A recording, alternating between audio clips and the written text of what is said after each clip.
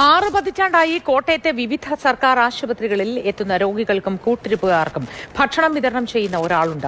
Navajeevan Thomas എന്ന പേരിൽ അറിയപ്പെടുന്ന PU തോമസ്. ഒരു പൊതിച്ചോറിൽ തുടങ്ങിയ ഭക്ഷണ വിതരണം ഇന്ന് 5000-ലധികം പേരുടെ വയറാണ് നിറയ്ക്കുന്നത്.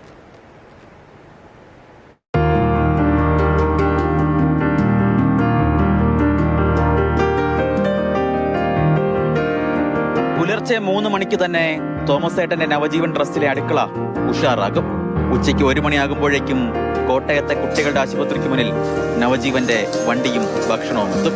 കാത്തു നിൽക്കുന്നവർക്ക് തോമസ് ഏട്ടൻ തന്നെ വിളമ്പി നൽകും.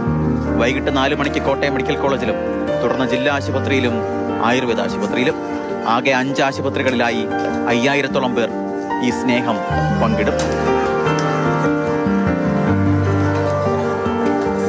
കോട്ടയം ആർപ്പൂക്കര സ്വദേശിയായ PU തോമസ് എങ്ങനെ അന്യന്റെ വിശപ്പ് മാറ്റുന്ന തോമസ് ഏട്ടനായി എന്നതിൽ ഒരു കഥയുണ്ട്. ഞാൻ 1967 മെഡിക്കൽ കോളേജ് രോഗിയായി കിടന്ന കാലത്ത് ഒരു അനാഥ രോഗി കരഞ്ഞ് സങ്കടപ്പെട്ട് വിശന്നിട്ട് കരയുന്നു, സഹായിക്കാൻ ആളില്ല. അങ്ങനെ ഞാൻ വീട്ടിൽ നിന്ന് ഒരു പൊതി ചോറും കൂടെ കൊണ്ട് കൊടുത്തു. അന്ന് മുതൽ അസുഖം ഭേദമായി പോയ ഞാൻ എല്ലാ ദിവസവും ആശുപത്രിയിൽ നിന്ന് അനാഥർക്ക് ഭക്ഷണവും മറ്റു കൊച്ചു കൊച്ചു സഹായിക്കും. നമുക്ക് വിദേശ ഫണ്ടോ ഗവൺമെൻറ് ഗ്രാൻറ്റോ ഇല്ല. ഒരു ദിവസം ചോറ് കൊടുക്കണേ 1.5 ലക്ഷത്തിലേറെ രൂപ വേണം. നാട്ടുകാരായ നല്ല മനുഷ്യർ, ഇവിടെ പഠിച്ചു പോയവര്, നഴ്സുമാർ, നിരവധി ഡോക്ടർമാർ ഒക്കെ സഹായിക്കുന്നു. ആശുപത്രിയിലേക്ക് എത്തുന്ന സാധാരണക്കാരന് ഈ കിട്ടുന്ന ഭക്ഷണം അമൃതാണ്. ഇവിടെ കിട്ടുന്നത് ഭയങ്കര പുണ്യം കേട്ടോ, വലിയ അനുഗ്രഹമാണ്. എത്രയോ പേർക്കാണ് കിട്ടുന്നത്. ഒരു നേരത്തെ ആഹാരമാണെങ്കിലുമേ 2 നേരം കൂടെ തരുന്നുണ്ടല്ലോ, അതന്നെ ദൈവാനുഗ്രഹം. ആശുപത്രികളിൽ സംഘടനകളുടെ ഭക്ഷണ വിതരണത്തിന് സർക്കാർ നിയന്ത്രണം കൊണ്ടുവരാൻ നീക്കം നടത്തുമ്പോൾ തോമസ് ഏട്ടന്റെ മറുപടി ഇങ്ങനെയാണ്. ഭക്ഷണ വിതരണം ജനങ്ങൾക്ക് അതൊരു ഉപകാരമായിരിക്കും. പിന്നെ സർക്കാരിൻ്റെ തീരുമാനം എന്താണോ നമ്മളതിനെ പാലിക്കുകയും ചെയ്യും.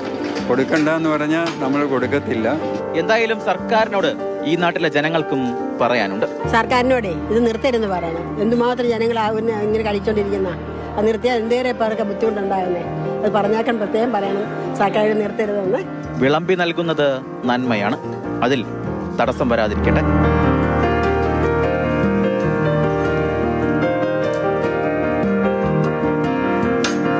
വിശക്കുന്നവൻ അന്നം നൽകുന്നവൻ ദൈവമാണ്.